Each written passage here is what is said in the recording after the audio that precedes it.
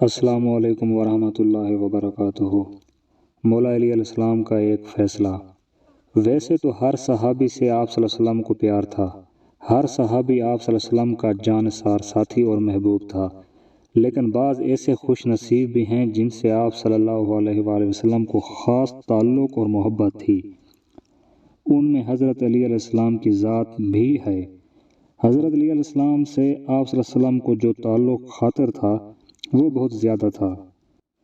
آپ داماد رسول ہیں اور بے شمار موقع پر رسول پاک صلی اللہ علیہ وآلہ وسلم کی ذات سے منسوب ایسی کئی روایات کی گئی ہیں جن سے حضرت علی علیہ السلام کی فضیلت معلوم ہوتی ہے۔ آپ صلی اللہ علیہ وآلہ وسلم کی ایک مشہور حدیث میں سے ہے کہ میں علم کا شہر ہوں اور علی علیہ السلام اس کا دروازہ ہے۔ قیامت تک یہ اصول واضح کر دیا کہ جس کو خیرات علم درکار ہوگی اس سے اس دروازے پر آنا ہوگا۔ جس شخص کو رسول پاک صلی اللہ علیہ وآلہ وسلم نے علم کا دروازہ قرار دے دیا تو پھر اس کی ذہانت کا تو یہ عالم ہونا تھا کہ اس نے منبر خطابت پر بیٹھ کر سلونی کی صدائیں بلند کرنی تھیں، یعنی پوچھ لو جو مجھ سے پوچھنا چاہتے ہو اور میں اس کا مکمل جواب دوں گا۔ حضرت علی کے فیصلے کی طرف جاتے ہیں۔ حضرت علی کے دور میں ایک لڑکے کو زنا کے جرم میں سزا دینے کے لیے لے جایا جا رہا تھا۔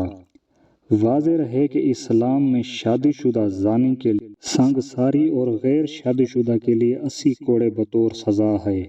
وہ لڑکا اونچی آواز سے پکار رہا تھا کہ میں بے گناہ ہوں، مجھے سزا نہ دی جائے۔ حضرت علی کا وہاں سے گزر ہوا تو معاملہ دریافت کیا۔ لڑکے نے حضرت علی علیہ السلام سے عرض کی کہ جناب، جس جرم کا الزام مجھ پر لگایا جا رہا ہے میں نے وہ جرم نہیں کیا، اور اس جرم کا مجھ پر الزام لگانے والی میری ماں ہے۔ حضرت علی نے یہ سن کر سرکاری اہلکاروں کو وہیں روکا اور کہا کہ اس لڑکے کی سزا فی الحال روک دی جائے، میں اس کیس کو دوبارہ سنوں گا۔ اگر یہ لڑکا گنہگار ہوا تو تب سزا دینا۔ دوسرے دن حضرت علی نے عورت اور لڑکے کو عدالت میں طلب فرمایا۔ حضرت علی نے الزام لگانے والی عورت سے دریافت کیا کہ کیا اس لڑکے نے تیرے ساتھ دست درازی کی ہے اور وہ جرم کیا ہے جس پر تو نے اسے سزا کے لیے پیش کیا تھا؟ اس عورت نے ہاں میں سر ہلایا۔ اس پر حضرت علی نے اپنا رخ لڑکے کی جانب موڑا اور اس سے پوچھا کہ یہ عورت تیری کیا لگتی ہے؟ اس نے کہا کہ یہ عورت میری ماں ہے، جس پر عورت نے اس لڑکے کو بیٹا ماننے سے انکار کر دیا۔ اس عورت کے انکار پر معاملہ گھمبیر ہو گیا۔ فیصلہ سننے کے لیے لوگوں کا بہت بڑا مجمع اکٹھا ہو چکا تھا۔ حضرت علی علیہ السلام نے فرمایا تو اچھا اے عورت، میں اس لڑکے کا تیرے ساتھ نکاح کرتا ہوں۔ تو عورت چیخ اٹھی کہ اے علی علیہ السلام، کسی بیٹے کا ماں کے ساتھ نکاح ہو سکتا ہے؟ حضرت علی نے جواب دیا کہ تیرے ساتھ اس دعوے کا کیا مطلب ہے؟ اس عورت نے جواب دیا کہ اے علی علیہ السلام، یہ لڑکا میرا بیٹا ہے۔ اس پر حضرت علی علیہ السلام نے فرمایا کہ کیا کوئی بیٹا اپنی ماں کے ساتھ دست درازی کر سکتا ہے؟ عورت نے کہا کہ ہرگز نہیں۔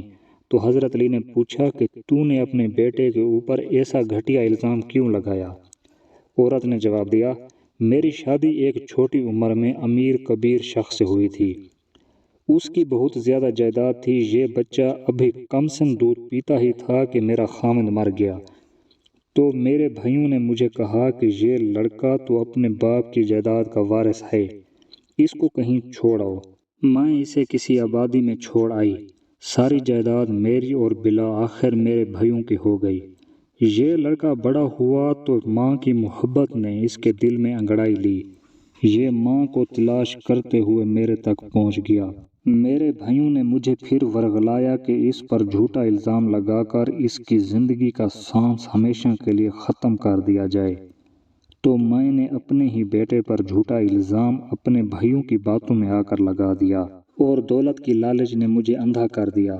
حقیقت یہ ہے کہ یہ میرا بیٹا ہے اور اس معاملے میں بالکل بے گناہ ہے۔